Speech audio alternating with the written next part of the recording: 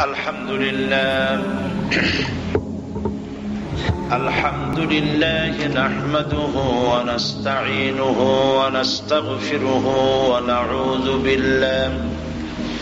ونعوذ بالله من شرور أنفسنا ومن سيئات أعمالنا من يهد الله فلا مضل له ومن يضلل فلا هادي له ونشهد أن لا إله إلا الله وحده لا شريك له ونشهد أن سيدنا وحبيبنا ومولانا محمدا عبده ورسوله الذي أرسله بالحق بشيرا ونذيرا وداعيا إلى الله بإذنه وسراجا منيرا فقد قال الله تعالى في كلامه المجيد وفرقانه الحميد أعوذ بالله من الشيطان الرجيم بسم الله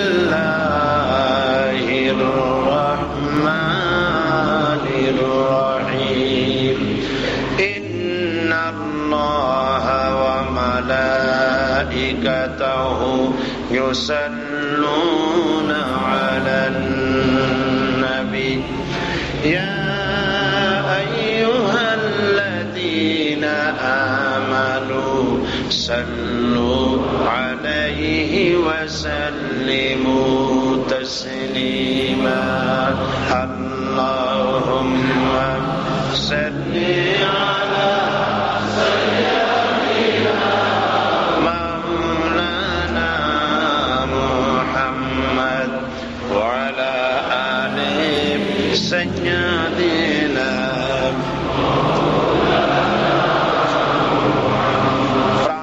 محبت سے پڑھیں سبحان اللهم صل على سيدنا مولانا محمد وعلى آل سيدنا مولانا محمد بلغ العلا بكماله كشف الدجى بجماله حسنت جميع خصاله صلوا عليه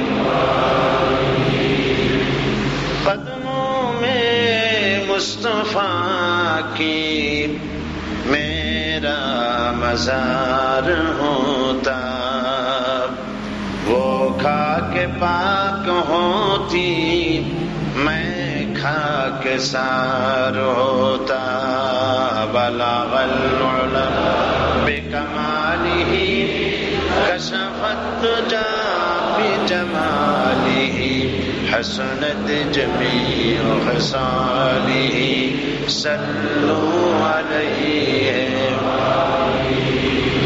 قدموں میں تیری گرتا گلیوں میں تیری پھرتا گاہے زارے زارے روتا گاہے بے قرار ہوتا بلغ العلا بکمالہ کشف الدجى بجمالہ حسنت جمیع خصالہ صلوا علیہ وآلہ غفار بخش دیتا اگر آپ اشارہ کرتے میرا جہاز عصیان طوفان سے پار ہوتا بلغ العلا بکمالہ کشف الدجى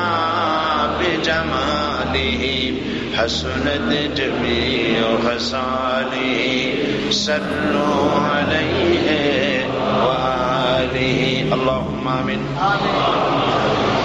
ربنا ظلمنا أنفسنا وإن لم تغفر لنا وترحمنا لنكونن من الخاسرين أي الله تعالى east London মসজিদে 2 দিন ব্যাপী কোরআনে কারীমের মাহফিলে আমরা হাজার হাজার মুসলমান নরনারী কয়েকবার দুরূদ ও সালাম পড়ে তোমার দরবারে হাত তুলেছি। মেহেরবানি করে দুরূদ ও সালাম টুকুন সোনার মদিনায় নবী পাকের রওজা মুবারকে পৌঁছে দাও। तमाम পৃথিবীর মাটির নিচে যত মুমিন মুমিনাত শুয়ে আছেন তাদের আরওয়ার পরে সওয়াব পৌঁছে দাও রব্বুল আলামিন। এই মাহফিলের আয়োজন যারা করেছেন আর শোনার জন্য যারা এসেছেন, কিয়ামতের দিন মুসিবতের সময় এই মাহফিল আমাদের সকলের জন্য কিয়ামতের দিন নাজাতের ওসিলা বানিয়ে দিও ইয়া রব। करम तू अगर करे वो बात जुबान को जो दिल पर असर करे। रब्बना तक़ब्बल मिन्ना इन्नका अंतस समीउल अलीम व तुब अलैना इन्नका अंतत तव्वाबुर रहीम। सुब्हान रब्बिका रब्बिल इज्जति अम्मा यसिफून व सलामुन अलल मुरसलीन वल्हम्दुलिल्लाहि रब्बिल आलामीन। জনাব সভাপতি, হাজারাত উলামায়ে কেরাম, সম্মানিত আমার প্রিয় জন্মভূমি বাংলাদেশের প্রিয় প্রবাসী ভাইয়েরা, পর্দার আড়ালের আমাদের শ্রদ্ধার পাত্রী মা এবং বোনেরা, আসসালামু আলাইকুম ওয়া রাহমাতুল্লাহি ওয়া বারাকাতুহু। আমরা আল্লাহ সুবহানাহু ওয়া তাআলার দরবারে লাখো কোটি শুকর আদায় করি যে মহান আল্লাহ তাবারক ওয়া তাআলা ঐতিহ্যবাহী ইস্ট লন্ডন মসজিদ কর্তৃক আয়োজিত 2 দিন ব্যাপী কোরআনে কারীমের মাহফিলের প্রথম দিনে আমাদেরকে হাজির হওয়ার তৌফিক এনায়েত করলেন এবং আসরের নামাজ বা জামাত আদায় করার তৌফিক দান করলেন। সেই মনিবের দরবারে আমরা শুকরিয়া আদায় করছি। আমরা পড়ছি আলহামদুলিল্লাহ রব্বানা লাকাল হামদ হামদান কাসীরান তাইয়্যিবান মুবারাকান ফীহি ইয়া রাব্বি লাকাল হামদু কামা ইয়ানবাগি লিজালালি ওয়াজহিকা ওয়া আযীমি সুলতানিকা। আল্লাহ পাকের দরবারে আমরা শুকরিয়া আদায় করে নিলাম। তিনি দয়া করে আমাদেরকে কোরআনের মাহফিলে শরীক হওয়ার তৌফিক দান করেছেন। আলহামদুলিল্লাহ। কোরআনে কারীম মুসলিম জীবনের সর্বশ্রেষ্ঠ নিয়ামত। পৃথিবীতে এর থেকে বড় কোন নিয়ামত আর নাই। দুনিয়ার মানুষের জন্য সর্বশ্রেষ্ঠ নিয়ামত আল্লাহ পাকের কোরআন। এই কোরআনে কারীম আল্লাহর পক্ষ থেকে তার বান্দাদের জন্য অবতীর্ণ হয়েছে। শুধুমাত্র মুসলমানদের জন্য নয়, গোটা বিশ্ববাসীর জন্য আল্লাহ পাক কোরআন নাজিল করেছেন। কোরআন আল্লাহ পাকের হেদায়েতের কিতাব। নিষ্কলুষ ভাবে কোন তারমিম তাহরিফ ছাড়াই, পরিবর্তন ছাড়াই এ পর্যন্ত টিকে আছে, কিয়ামত পর্যন্ত টিকে থাকবে। সুবহানাল্লাহ।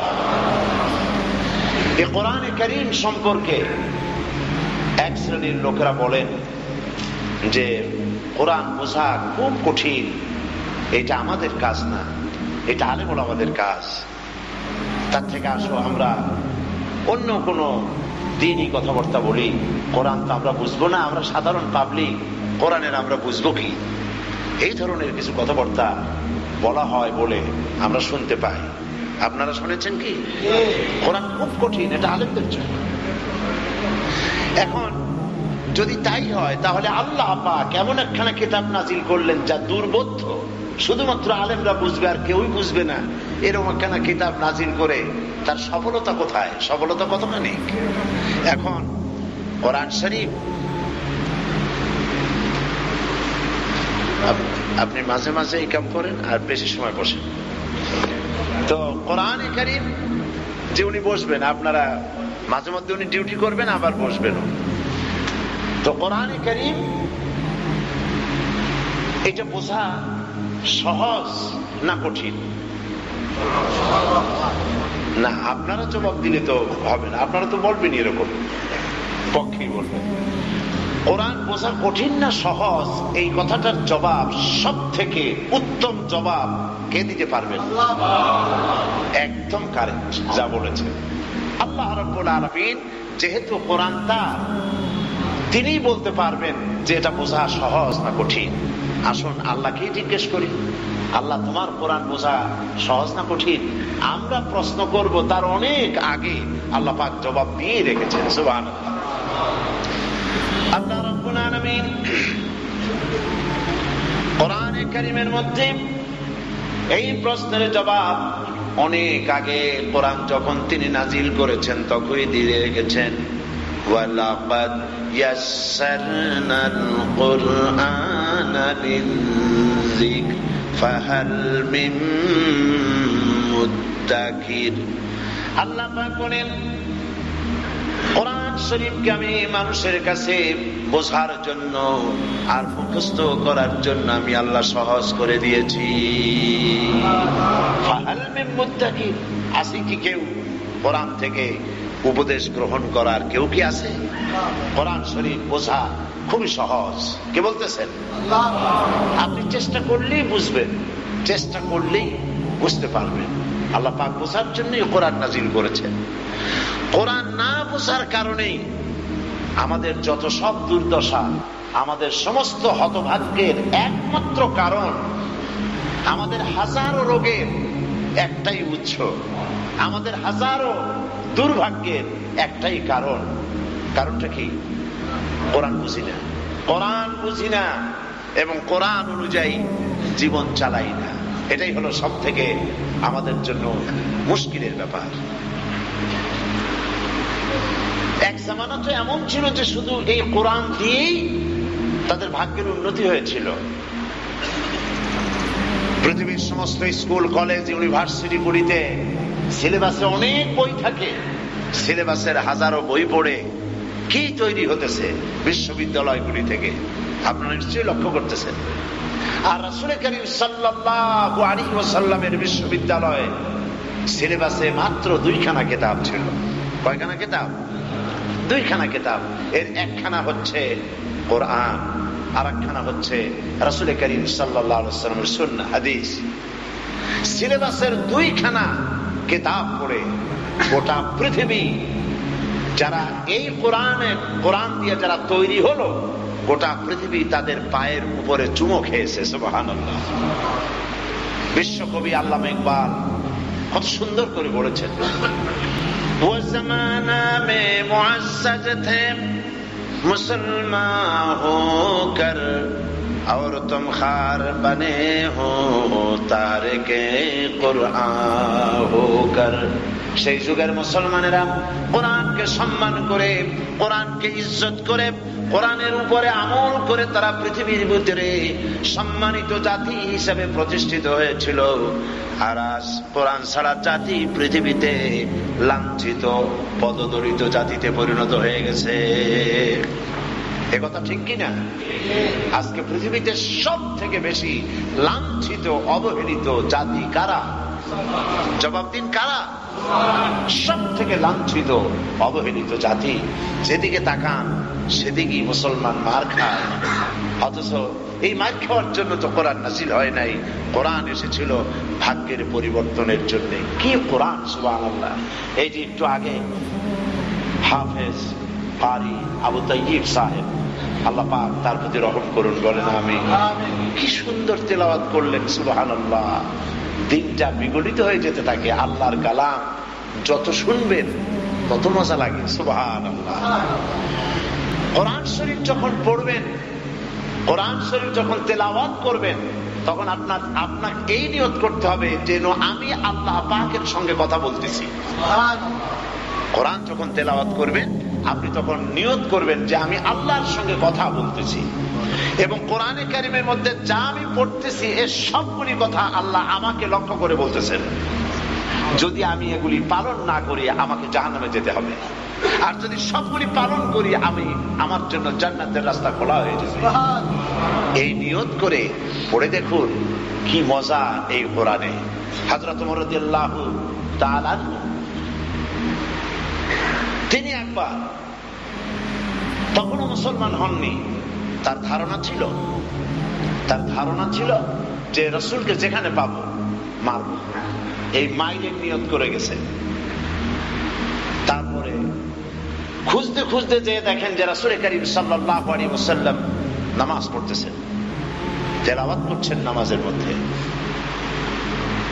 হযরত ওমর থমকে দাঁড়িয়ে গেছেন, তেলাওয়াত শুনতেছেন।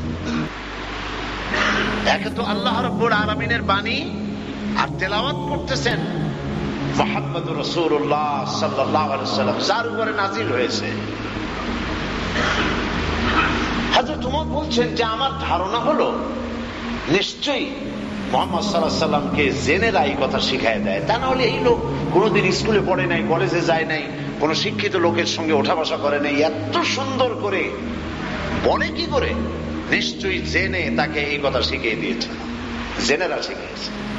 হযরত ওমর বলছেন যখন আমি মনে মনে চিন্তা করলাম যে এটা জেনেরা শিখাই দিয়েছে, অমনি রাসূল তেলাওয়াত করলেন। আমার মনে হলো যেন আমার প্রশ্নের জবাব তিনি দিচ্ছেন। তিনি পড়লেন ইন্নাহু লাকাউলু রাসূলিন কারীম,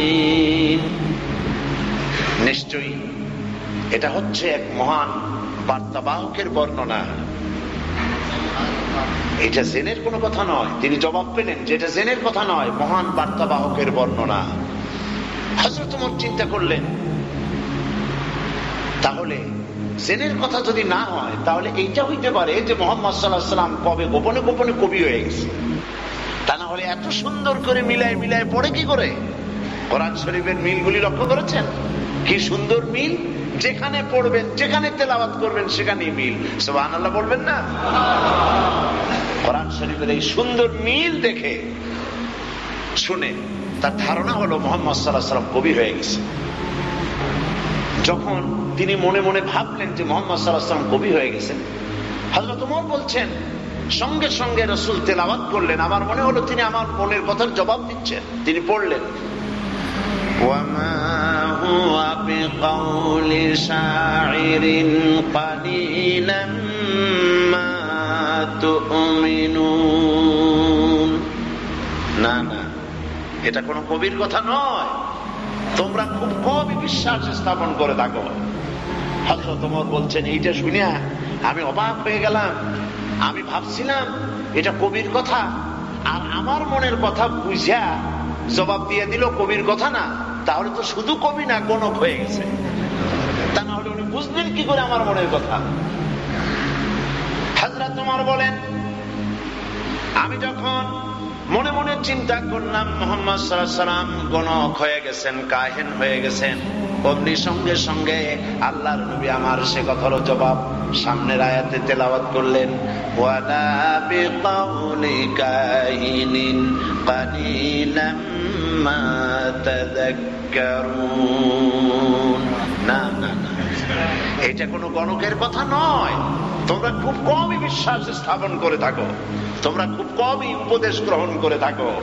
হযরত ওমর বলছেন এইবার আমার পায়ের তলা থেকে মাটি সরে যাচ্ছে। কি সাংঘাতিক, যা চিন্তা করি তার জবাব আসে। এটা জেনের কথা নয়, এটা কবির কথা নয়, এটা কাহিনের কথা নয়, এটা গণকের কথা নয়। তবে এটা কি? একটা বিরাট জিজ্ঞাসাবোধক চিহ্ন আমার চোখের সামনে ঘুরতেছে। তবে এটা কি? যেই আমার মনে মনে ভাব উদ্রেক হয়েছে, তবে এটা কি? অমনি রাসূল বাকি আমার এই প্রশ্নের জবাব আবার তিনি পড়লেন। আল্লাহর নবী নামাজের ভিতরে তেলাওয়াত করলেন পরবর্তী আয়াত তানজিলাম মির রাব্বিল আলামিন। এটা আল্লাহ পাকের নাযিলকৃত বাণী, এটা কবির কথা নয়, জাদুকরের কথা নয়, গণকের কথা নয়, জিনের কথা নয়, এটা আল্লাহ রাব্বুল আলামিনের বাণী। সুবহানাল্লাহ। হযরত ওমর তিনি বলছেন যে আমার মনে হচ্ছিল তুমি ইসলাম তাওহীদ তার শিকড় শুদ্ধ আমার কলিজার মধ্যে গেড়ে বসতেছে। কোরআন নাজিল হলো, কোরআন শুনে শুনে মানুষ পাগল হয়ে যেতে লাগলো। শুধু কোরআন মানুষ শুনতেছে, তাওহীদের বাণীগুলি অবতীর্ণ হচ্ছে। কোরআন শরীফের 30তম পারা ওই সময় নাজিল হচ্ছিল। আয়াতগুলি কিয়ামতের বর্ণনা, জাহান্নামের বর্ণনা, তাওহীদের কথা নাজিল হচ্ছিল। আর মানুষের মন মগজের মধ্যে ঢুকতেছিল। যত বাধা দিল কোরআন না শোনার জন্য, কোরআন শোনার জন্য মানুষ তত পাগল হইতে লাগলো। সুবহানাল্লাহ। এই কোরআন একটা জাতি পরিবর্তন করে দিল। আপনারা ভাবতে পারেন, যেই জাতি চোর ছিল, ডাকাত ছিল, জেনাকার ছিল, বদমাশ ছিল, কি না করতো তারা, কত না অন্যায় করতো, সেই জাতিকে রাসূল করিম সাল্লাল্লাহু আলাইহি সাল্লাম গোটা পৃথিবীর শ্রেষ্ঠ জাতিতে পরিণত করতে পেরেছিলেন নাকি পারেন নাই? পেরেছিলেন কিনা বলেন? সারা বিশ্বের সর্বশ্রেষ্ঠ জাতিতে পরিণত করে দিয়েছিলেন রাসূলুল্লাহ। কি দিয়ে করছিলেন? জাদু করছিলেন? নাউযুবিল্লাহ। কি দিয়ে করেছিলেন? কোরআন শরীফ। আল্লাহ পাক বলেছেন হাদা বায়ানুল লিন্নাস হুদাল লিন্নাস। গোটা বিশ্বের সমস্ত মানুষের জন্য কোরআনে কারীম আমি পাঠিয়েছি হেদায়েতের বাণী হিসেবে। আল্লাহ পাক বলছেন আলিফ লাম রা কিতাবুন আনজালনাহু ইলাইকা লিতুখরিজান নাসা মিনাজ যুলুমাতি ইলান নূর। আলিফ লাম রা কিতাবুন আনজালনাহু ইলাইকা, এটি একটি কিতাব যা আমি আপনার প্রতি অবতীর্ণ করেছি। কেন অবতীর্ণ করেছি? যাতে করে মানব মণ্ডলীকে অন্ধকারের ভেতর থেকে আলোর পথে নিয়ে আসবেন। সুবহানাল্লাহ বলেন। অন্ধকারের ভেতর থেকে মানুষগুলি কোথায় আনবে? আলোর পথে, আলোর দিকে নিয়ে আসবেন। সেই জন্য কোরআন নাজিল করেছি। গোটা পৃথিবী জাহালাতের অন্ধকারে ভরপুর, কারো কাছে শান্তি নাই। আছে কি কারো কাছে শান্তি? আমাকে আপনারা সাহায্য করেন জবাব দিয়ে, কারো কাছে কি শান্তি আছে? নাই, শান্তি নাই। ইউরোপ বলেন, আমেরিকা বলেন, পাশ্চাত্য বলেন, ওস্টার সিভিলাইজেশন বলেন, আপনি কি মনে করেন সুন্দরী চামড়া সাদা একটা বউ পাইলেই শান্তি হয়? মনে করেন? তাহলে তো এরা পৃথিবীর শ্রেষ্ঠ শান্তির জাতিতে পরিণত হয়ে যেত। মোমের মতো সাদা মানুষগুলি সব শান্তি আছে? শান্তি নাই। বউ স্বামীরে বিশ্বাস করে না, স্বামী বউরে বিশ্বাস করে না, বাচ্চাগুলিকে বাপ মা স্নেহ করে না, বাচ্চাগুলি মা বাপকে ভক্তি করে না। এ কথাগুলি ঠিক কিনা? শান্তি নাই। শান্তি কোথায় পাওয়া যাবে? তার জন্য তারা বহুত ফর্মুলা বের করেছে শান্তির জন্য। হন্যে হয়ে কোথায় শান্তি পাওয়া যাবে সেজন্য তারা গির্জা ছেড়েছে, শান্তি পাওয়ার জন্য কাপড় ছেড়েছে, বস্ত্র ছেড়েছে, উলঙ্গ হয়েছে, জেনা করেছে, মদ পান করেছে। তারপরে শেষ পর্যন্ত যৌন চাহিদা মেটাবার জন্য বিপরীত জেন্ডারকে ছেড়ে দিয়ে সমকামিতায় লিপ্ত হয়েছে। নাউযুবিল্লাহি মিন যালিক। আল্লাহ পাক বলেছেন লাকাদ খালাকনাল ইনসানা ফি আহসানি তাকওয়িম। সবথেকে সুন্দর করে বানাইছি আমি মানুষ। সবথেকে সুন্দর করে আল্লাহ কারে বানাইছেন? সুম্মা রাদাদনাহু আসফালা সাফিলিন। সেই মানুষ নিচে নামতে নামতে এত নিচে নামলো যে ওর থেকে নিচে নামার আর কোনো জায়গা নাই। শয়তান অবাক হয়ে যাচ্ছে, আদম সন্তান এত নিচে নামলো কেমনে? আমিও তো পারি না এত নামতে। এত নিচে নেমে গিয়েছে আদম সন্তান। এখন মানুষের পাশ্চাত্য সভ্যতা, এই পাশ্চাত্যবাসীর বীর দেওয়ালে ঠেকে গেছে। বীর দেওয়ালে ঠেকে, বোঝেন তো? মানে আর জায়গা নাই। আপনি আস্তে আস্তে এই পর্যন্ত আসেন, তারপর আর যাইতে পারবেন? আর যেতে পারবেন না। অশান্তির একদম দেওয়ালের সাথে পিঠ থেকে গিয়েছে। এখন রীতিমতো একটি টার্নিং পয়েন্টে এসে দাঁড়িয়েছে পৃথিবী, একটা টার্নিং পয়েন্ট। হয় ধ্বংস হবা আর নইলে পথ পরিবর্তন করবা। পৃথিবীর মানুষের সামনে দুটি পথ খোলা, হয় ধ্বংস আর না হয় নতুন পথ। ধ্বংস তো ধ্বংসের পথে তো লোক এগিয়ে যাচ্ছে, আর যে পথে গেলে পরে মুক্তি হবে সেই পথটার নাম কি? আলহামদুলিল্লাহ, আপনারা বুঝে ফেলেছেন। সেই পথটার নাম কি বলুন? ইসলাম। ইসলামের দিকে আল্লাহ পাক মানুষকে ডেকেছেন। কোরআন শরীফ আল্লাহ পাক বলেছেন, ইন্নাদ-দীনা ইনদাল্লাহিল ইসলাম। আমার কাছে একমাত্র কেবলমাত্র মনোনীত জীবন ব্যবস্থা যেটা, সেটার নাম হচ্ছে ইসলাম। আল্লাহ রাব্বুল আলামিন সেই ইসলামের দিকে মানব গোষ্ঠীকে ডাকার জন্য হযরতে আদম আলাইহিস সালাম থেকে নিয়ে শুরু করে বিশ্ব নবী মুহাম্মদুর রাসূলুল্লাহ সাল্লাল্লাহু আলাইহি ওয়াসাল্লাম পর্যন্ত সমস্ত পয়গম্বরদেরকে পাঠালেন মানুষগুলিকে আল্লাহর দিকে ফিরাবার জন্য। দুনিয়ায় যত পয়গম্বর এলেন, সমস্ত পয়গম্বরদের স্লোগান ছিল কয় রকম বলেন? এক রকম স্লোগান। দুনিয়ার সমস্ত পয়গম্বর সবার স্লোগান ছিল একটি, সকলের দাওয়াত ছিল একটি। দাওয়াত হলো লা ইলাহা ইল্লাল্লাহ, লা ইলাহা ইল্লাল্লাহ, লা ইলাহা ইল্লাল্লাহ, লা ইলাহা ইল্লাল্লাহু মুহাম্মাদুর রাসূলুল্লাহ। तमाम পয়গম্বর আম্বিয়া আলাইহিস সালাম সকলেই কালেমার দাওয়াত দিয়েছেন। কোন ইলাহ নাই, আইন দাতা নাই, বিধান দাতা নাই। আল্লাহর আইন মানো। শান্তি যদি পেতে চাও, ও মানুষেরা, শান্তি যদি পেতে চাও, আমরা কি শান্তি পেতে চাই বলেন? জোরে বলেন, শান্তি পেতে চাই?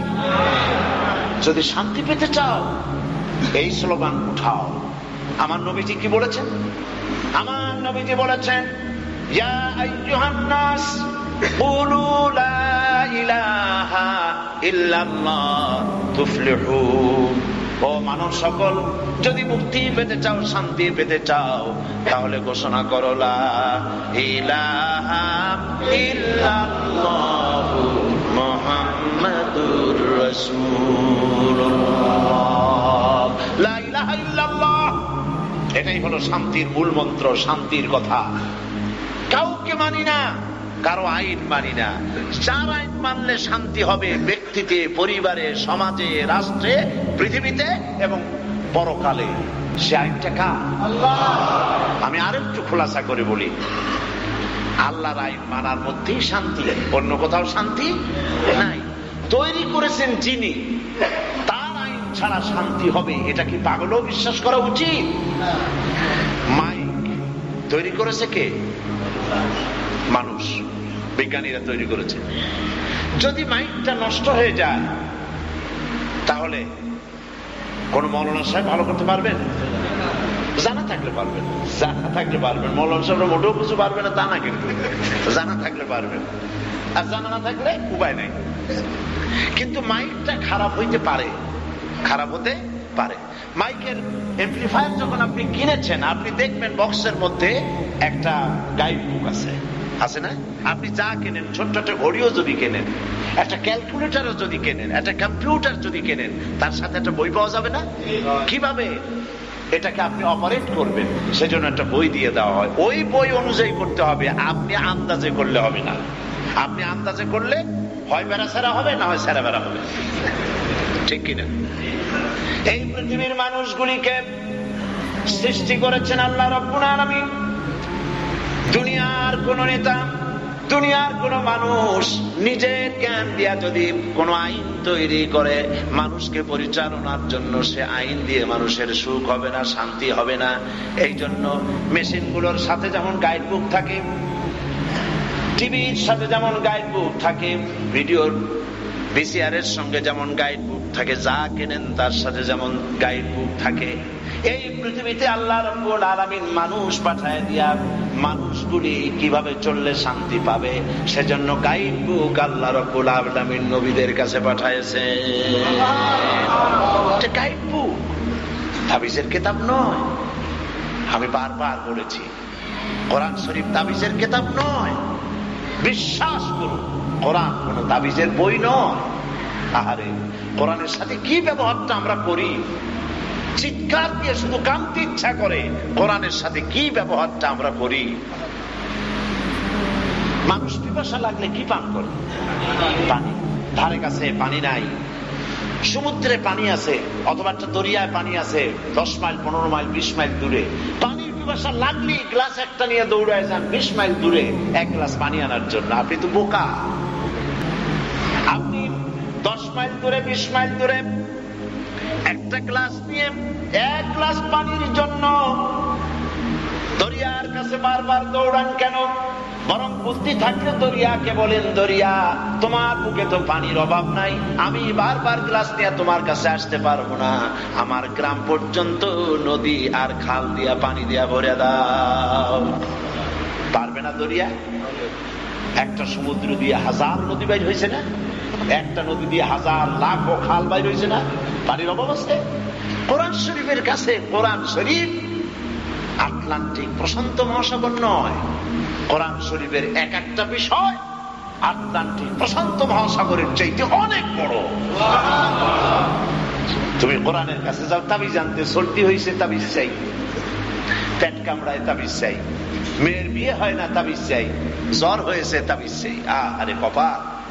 কোরআন শরীফ আল্লাহ রসুলের কাছে কমন সেন্স কি বলে যে আল্লাহ রসুলের কাছে 23 বছর ধরিয়া একটা কিতাব নাজিল করলেন এই জন্য যে নবী একখানা কিতাব দিলাম খালি তাবিজ লাগবে না। আরে কপাল মুসলমান। তাবিজ লেখো আর 15 পাউন্ড দাও, 300 পাউন্ড দাও, 120 পাউন্ড দাও। জেন ছাড়াবার জন্য কোরআন শরীফের তাবিজ। তাও আবার কয় যে বাংলাদেশি জেন হইলে পয়সা কম লাগবে, আর যদি উগান্ডার জেন হয় তাহলে 300 পাউন্ডের কমে হবে না। আরে আস্তাগফিরুল্লাহ বলবেন না? বিশ্বাস করুন, কোরআনে কারীমকে তাবিজ লেখার জন্য পাঠানো হয় নাই। কোরআন আল্লাহ রাব্বুল আলামিন পৃথিবীর বুকে নাজিল করেছেন। কোরআন যাদের কাছে থাকবে তারা পৃথিবীতে শাসিত হবে না। কোরআন যাদের কাছে থাকবে তারা আস্থা দুনিয়াকে শাসন করবে। ভাগ্যের তারা চমকে যাবে, সারা দুনিয়া পায়ের উপরে চুমা খাবে। সুবহানাল্লাহ। তুই মুসলমান, এই দুনিয়ার মানুষকে পথ চালাবার জন্য আল্লাহ পাক এই কোরআনকে নাজিল করলেন। সব জিনিস দিয়ে কোরআন ভরে দিয়েছেন, কিচ্ছু বাকি রাখেন নাই। সুবহানাল্লাহ। আপনার আমার জীবনে যা দরকার সব কোরআনে কারীমের মধ্যে আল্লাহ বলেছেন তিবিয়ানা লিকুল্লি শাই। সব খুলে খুলে কোরআনের মধ্যে বয়ান করে দিয়েছি। রাসূল কারীম সাল্লাল্লাহু আলাইহি ওয়াসাল্লাম বলেছেন লা তুহসা আজাইবুহু ওয়ালা তুবলা গারাইবুহু। কোরআন শরীফের এজাজ, কোরআন শরীফের মুজিজা, কোরআন শরীফের আশ্চর্যকারিতা কোনদিন শেষ হবে না। মানুষ শুধু বিস্ময় বিমুখ হয়ে কোরআনকে দেখতে থাকবে এবং কোরআন কোনদিন পুরাতন হবে না, জীর্ণ হবে না। ফিহে মাসাবিহুল হুদা ওয়া মানারিল হিকমা। কোরআন হচ্ছে হেদায়েতের মশাল আর বিজ্ঞানের সুউচ্চ মিনার। বিজ্ঞানের আবিষ্কার যত বাড়বে আপনাদের চিন্তা করার কারণ নাই যে কোরআন তো বহুত পুরানা জিনিস, বিজ্ঞানের ঠেলায় কোরআন কোথায় পড়ে থাকবে। নাউযুবিল্লাহি মিন যালিক। বিজ্ঞানের আবিষ্কার যত বাড়বে কিয়ামত পর্যন্ত বিজ্ঞানীরা কোরআনের কাছে ভিক্ষুকের মতো হাত দারাজ করে দাঁড়ায়া থাকবে। কারণ বিজ্ঞানের কোন থিওরি ফাইনাল নয়, এটা বিজ্ঞানের আর একটা থিওরি। কথা বুঝে আসছে? বিজ্ঞানের কোন থিওরি ফাইনাল নয়, এটা বিজ্ঞানের আর একটা থিওরি। বিজ্ঞান আজ একটা কথা বলছে, কালকে আর একটা বলতেছে। আবার কালকে একটা বলতেছে, পরশু আর একটা বলতেছে, এ বলতেছে এইটা, সে বলতেছে সেইটা, কারো কথার কোনো মিল নাই। কোরআন শরীফের সমস্ত তত্ত্ব এবং তথ্য, ইনফরমেশন, ডাটা যা আল্লাহ দিয়েছেন আজও পরিবর্তন হয় নাই, কিয়ামত পর্যন্ত পরিবর্তন হবে না। সুবহানাল্লাহ। কারণ এই কোরআন কার? এই কোরআন কার? সুতরাং শান্তির জন্য ফিরে আসতে হবে কোরআনের কাছে। কার কাছে আসতে হবে? এবার দেখুন আল্লাহ পাক কি বলছেন। আল্লাহ রাব্বুল আলামিন কোরআনে কারীমের মধ্যে বলেছেন, আফাগায়রা দীনিল্লাহি ইয়াবগুন ওয়া লাহু আসলামা মান ফিস সামাওয়াতি ওয়াল আরদি তাওআন ওয়া কারহা। আল্লাহ পাক বলেন, আমার দেওয়া জীবন ব্যবস্থাকে ছেড়ে দিয়ে অন্যদের তৈরি করা কোন মতবাদ তোমরা আশ্রয় নিতে চাও নাকি? অন্য কোন মতবাদ তোমরা গ্রহণ করতে চাও নাকি? ওয়ালাহু আসলামা, অথচ সবকিছু আনুগত্যের মস্তককে আমার সামনে অবনত করে দিয়েছে। যা আছে আকাশে, যা আছে জমিনে, সব আনুগত্যের মস্তককে ইচ্ছায় হোক আর অনিচ্ছায় হোক আমার সামনে মাথা নত করে দিয়েছে। অত বড় বিরাট সূর্যটা হুকুম মানে কার? বলেন কার? অত বড় চন্দ্রটা হুকুম মানে কার? সূর্য, চন্দ্র, গ্রহ, নক্ষত্র, সৌররাশি, পাহাড়, পর্বত, নদী, নালা, সাগর, মহাসাগর কার হুকুম মানে? সুবহানাল্লাহি ওয়া বিহামদিহি। আল্লাহ পাকের হুকুম মেনে চলছে সব। আল্লাহর আইন মেনে চলছে বলেই ওদের মাঝে শান্তি। আর আল্লাহর আইন যারা মানে না তাদের মধ্যেই অশান্তি। দেখেন, জঙ্গলের মধ্যে বাঘ আছে, সিংহ আছে। বাঘ আর সিংহ মারামারি করার মতো অস্ত্র ওদের কাছে আছে কিনা? না আপনার কাছে আসে যে ভাই তোমাদের কিছু লাঠি ঠাঙ্গা বন্দুক আমাদের দাও, বলে এরকম? ওদের নিজেদের কাছে যা আছে তার ঠেলায় অস্থির। হাতের মধ্যে যে নখর আছে, এক থাপ্পড় মারলে গরুর পাঁচটা উড়ে চলে যাবে, তাই না? মুখের মধ্যে শক্ত দাঁত আছে, সাপের বিষাক্ত দাঁত আছে। সবাই মারামারি করার জন্য অস্ত্র আছে। এমনকি মৌমাছিগুলির কাছেও মারামারি করার অস্ত্র আছে। ভুল ফুটাই দিলে আপনি যত বড়ই মোটা হন, পেট যতই উঁচু হোক, ভুল ফুটাই দিলে আপনার দৌড়ানো ছাড়া পথ থাকবে না। ওর কাছে অস্ত্র আছে, আছে না অস্ত্র? যার কাছে অস্ত্র আছে ওরা কিন্তু মারামারি করে না, ঠিক কিনা? আপনারা কি কোনোদিন শুনছেন যে ফরেস্ট এরিয়ায় বাঘে আর সিংহতে এমন মারামারি লাগছে, ৫,০০০ বাঘ ৩,০০০ সিংহ মরিয়া ভূত হয়ে গেছে? শুনছেন কোনোদিন? সাপেরা মারামারি করছে, মারামারি করে সব মরে গেছে, শুনছেন কোনোদিন? পাখিরা মারামারি করে মরে গেছে। আমার বন্ধুগণ, যদি আপনারা একটা হিসাব করেন তো দেখতে পাবেন আদম আলাইহিস সালাম থেকে নিয়ে শুরু করে এই পর্যন্ত পৃথিবীতে বাঘে, কুমিরে, সাপে যত না মানুষ মেরেছে, যত না মানুষ খেয়েছে, যত না মানুষ মেরেছে, প্রাণীরা, হিংস্র প্রাণীরা যত না মানুষ মেরেছে, তার থেকে লক্ষ গুণে বেশি মানুষেরা নিজেরা মারামারি করে মরেছে। কথা কি অবাস্তব বললাম না বাস্তব বলেছি? বাঘেরা সিংহ মারবে কেমনে, বানর মারবে কেমনে? অস্ত্র তৈরি করে না, মানুষেরা অস্ত্র তৈরি করে। মানুষ মারা যাবে কি করে? মানুষ আরো মারা যাবে, সেই অস্ত্র মানুষেরাই তৈরি করে। কথা ঠিক কিনা? এখন মারামারি, অশান্তি যেখানে হওয়ার কথা সেখানে অশান্তি মোটেও নাই। পানির মধ্যেও নাই, জঙ্গলেও নাই, আর মহাশূন্যও নাই। যাদের মধ্যে শান্তি থাকার কথা সেখানে শান্তি নাই। কাদের মধ্যে শান্তি থাকার কথা? আমাদের হাতে কি বড় বড় নখ আছে যা দিয়ে খামচি মারলে গোস্ত টোস্ত শুদ্ধ সব উঠে আসবে? এরকম আছে নাকি? এরকম দাঁত আছে যে কামড় দিলে মানুষের হাড্ডি গুড্ডি ভেঙে যাবে? এরকম আছে নাকি? নাই। হাতিয়ার নিজের কাছে নাই, নিজের কাছে কোনো হাতিয়ার নাই। শান্তি থাকা দরকার। তারা শিক্ষিত, তারা লেখাপড়া জানে, তারা আশরাফুল মখলুকাত, সৃষ্টির সেরা, অথচ এরাই সবচাইতে বেশি মারামারি করে নিজেরাই মরলো। কথা ঠিক কিনা বলে? এটা কেন? এই জন্য হয়েছে যে তোমরা যারা আল্লাহর আইন মানে না সেখানেই অশান্তি, যারা মানে সেখানেই শান্তি পায়। সুবহানাল্লাহ। এই শান্তি বিশ্ব জুড়ে, এই শান্তি প্রতিষ্ঠার লক্ষ্যে পৃথিবী কত চেষ্টা চালানো।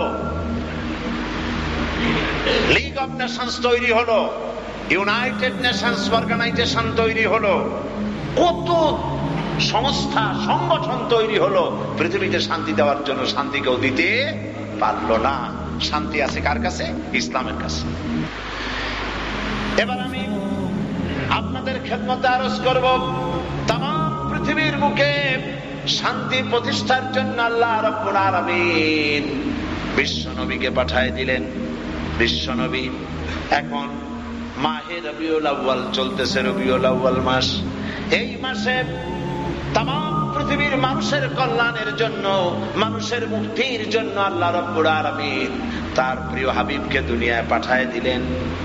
কিভাবে পাঠালেন? আল্লাহ পাক তার সম্পর্কে বললেন, ওয়ামা আরসালনাকা ইল্লা রাহমাতাল লিল আলামিন।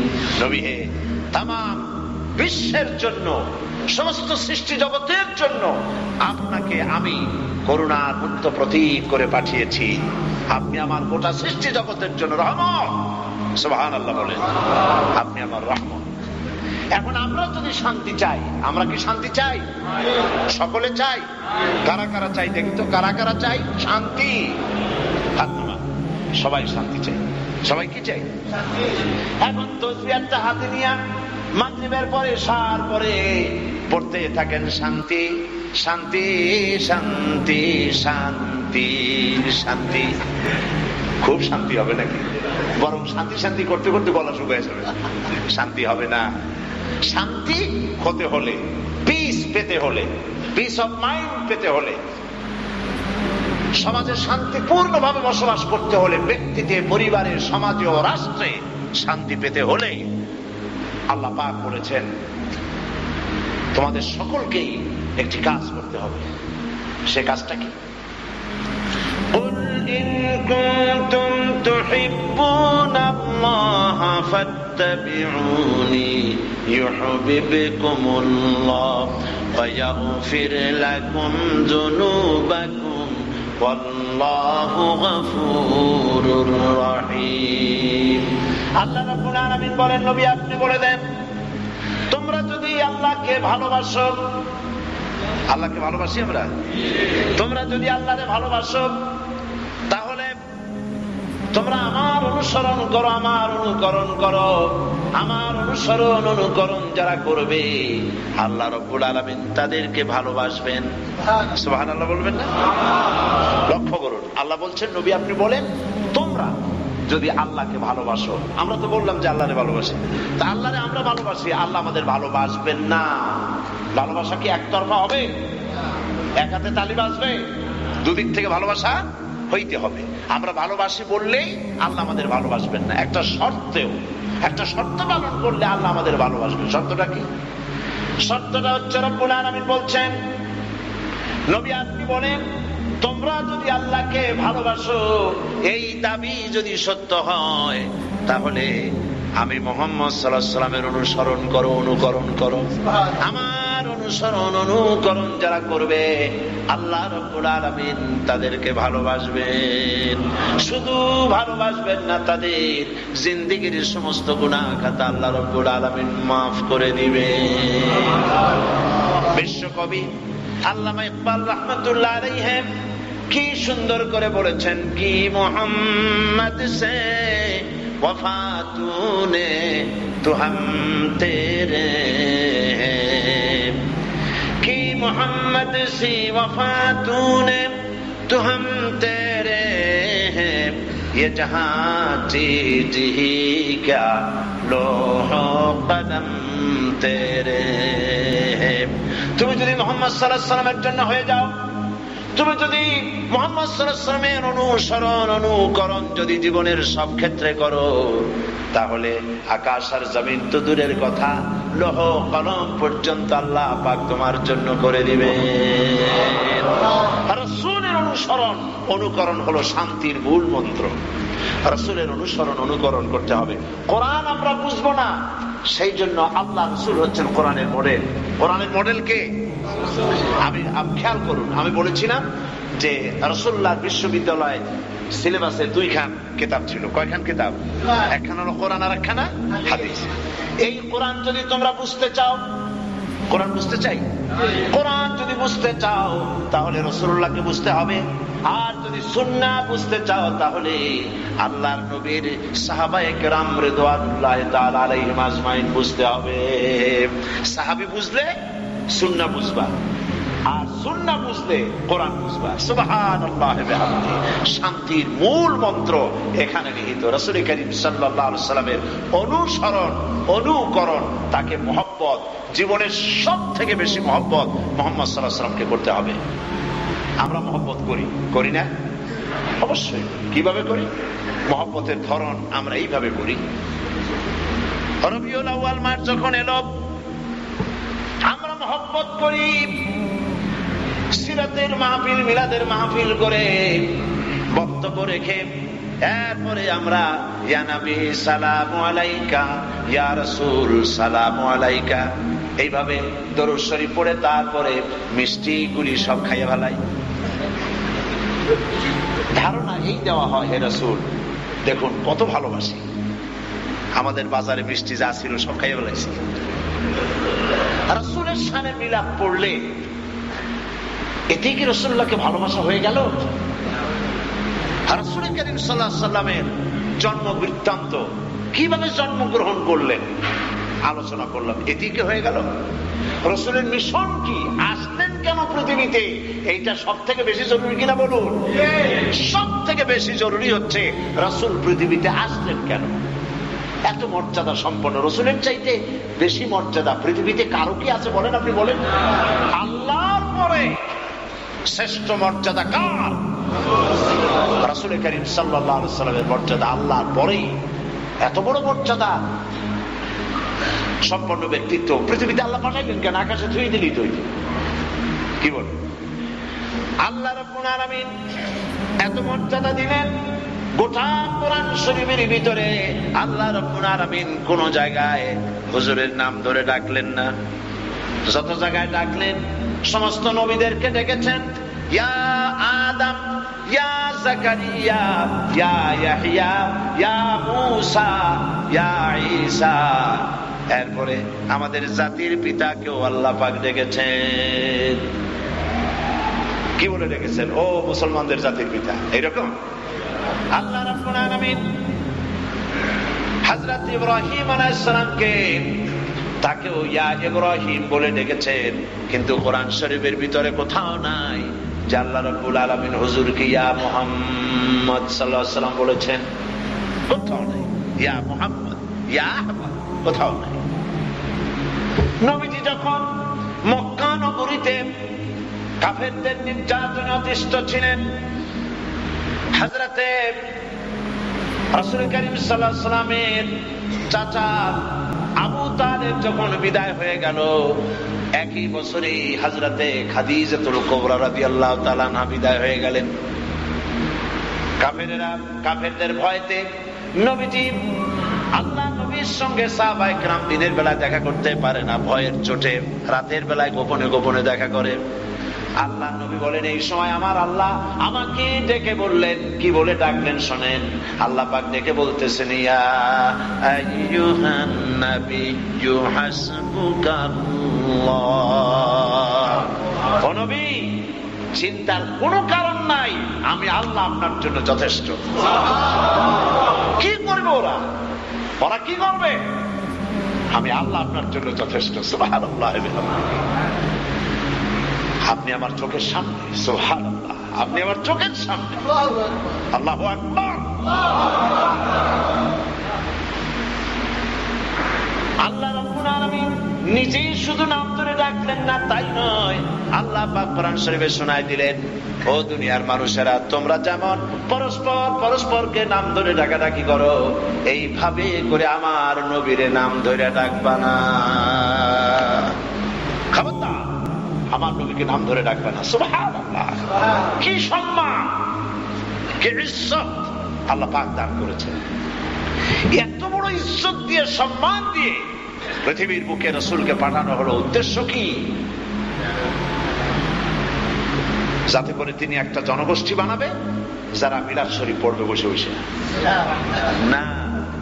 উদ্দেশ্য কোরআনে কারীমের মধ্যে সব আল্লাহ বলে দিয়েছেন, কিছু বাদ নাই। আল্লাহ রাব্বুল আলামিন বলেন হুয়াল্লাযী আরসালা রাসূলাহু বিল হুদা ওয়া দীনিল হক লিইয়ুযহিরাহু আলাদ-দীনি কুল্লিহি ওয়া কাফা বিল্লাহি শাহীদা। আল্লাহ রাব্বুল আলামিন বলেন আমি আমার নবীকে দ্বীনে হক আর সত্যের বিধান সহকারে পৃথিবীতে পাঠিয়েছি। আমার নবীর দায়িত্ব হলো লিইয়ুযহিরাহু আলাদ-দীনি কুল্লি আয় লিইয়ুগলিবাহু আলা সাইরিল আদিয়ান, মানুষের তৈরি করা সব মতবাদের উপরে ইসলামকে বিজয়ী করে দেবে। এটাই হলো আমার নবীর দায়িত্ব। সুবহানাল্লাহ, সুবহানাল্লাহ। নবীর দায়িত্ব এটা নয়, খুব কান খাড়া করে শুনুন, নবীর দায়িত্ব এটা নয়, মুসা আলাইহিস সালামের দায়িত্ব এটা নয়। ফেরাউন রাজনীতি করবে, ক্ষমতার মসনদে থেকে দেশ চালাবে, আর মুসা আলাইহিস সালাম উম্মত নিয়ে মসজিদে বসে আল্লাহ বিল্লাহ করবে। এটা মুসা আলাইহিস সালামের জন্য শোভনীয় নয়, ইব্রাহিম আলাইহিস সালামের জন্য শোভনীয় নয়।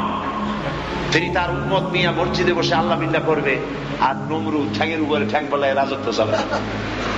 পাগলামি পাইছ? শয়তানেরা রাজনীতি করবে আর আল্লাহ বান্দারা মসজিদে বসে শুধু আল্লাহ আল্লাহ করবে। ফাঁকা মাঠ পাইয়া সমানে গোল দেবা শয়তানের সাথে, সে গোল দিতে দেওয়া হবে না।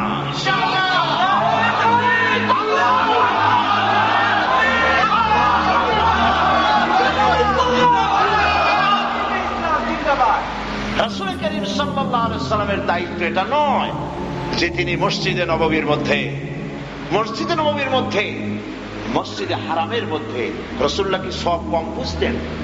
নাউজুবিল্লাহ। আমাদের সব শিখাইছে কে? আল্লাহর নবী শিখাইছেন, সাহাবায়ে কেরাম আমাদের শিখাইছেন, তারা নবীর কাছে শিখেছেন। মসজিদে হারামে এক রাকাত নামাজ পড়লে 1,00,000 রাকাতের সওয়াব পাওয়া যায়।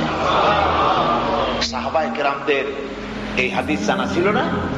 সেই সাহাবীরা, কত সাহাবীদের কবর চীনে হয়েছে না, রাশিয়া হয়েছে না, ইরাকে হয়েছে না, সিরিয়ায় হয়েছে না? এত সওয়াব বাদ দিয়া চীনে গেছেন কেন? তার কারণ হচ্ছে লিইয়ুযহিরাহু আলাদ-দীনি কুল্লি। জমিন আল্লাহর। জমিন কার? আরো জোরে বলুন, জমিন কার? আল্লাহর জমিনে আল্লাহর আইন চালু হবে। এটাই হচ্ছে আল্লাহ পাকের মানসা, আল্লাহ পাকের মর্জি মুবারক। জমিন আল্লাহর, আইন চলবে আল্লাহ পাকের, তাহলে মানুষ শান্তি পাবে। আল্লাহর আইন মানলেই শান্তি। সুবহানাল্লাহ কবেন না? দেখেন, আল্লাহর আইন মানলেই শান্তি। যদি কেউ মুসলমান নাও হয়, শুধু আল্লাহর আইন মানে, শান্তি পাবে, পাবে না? দৃষ্টান্ত দেই, দেখেন পাই কিনা। আর মুসলমান হয় নাই কিন্তু আল্লাহর আইন মানে, কিরকম? আল্লাহ বলেছেন লা তাকরাবুজ জিনা ইন্নাহু কানা ফাহিশাতান ওয়া সা সাবিলা। জিনা করা তো দূরের কথা, জিনার নিকটবর্তীও হয় না। তো জিনার কাছে যাইতে গেলে কি কি লাগে? জিনার কাছে যেতে গেলে অশ্লীল ছবি, porn picture, porn magazine, blue film, অশ্লীল নাচ, সৌন্দর্য প্রতিযোগিতা, বেহায়ামি, অশ্লীলতা, নগ্নতা, এগুলি মানুষকে জেনার দিকে আহ্বান করে।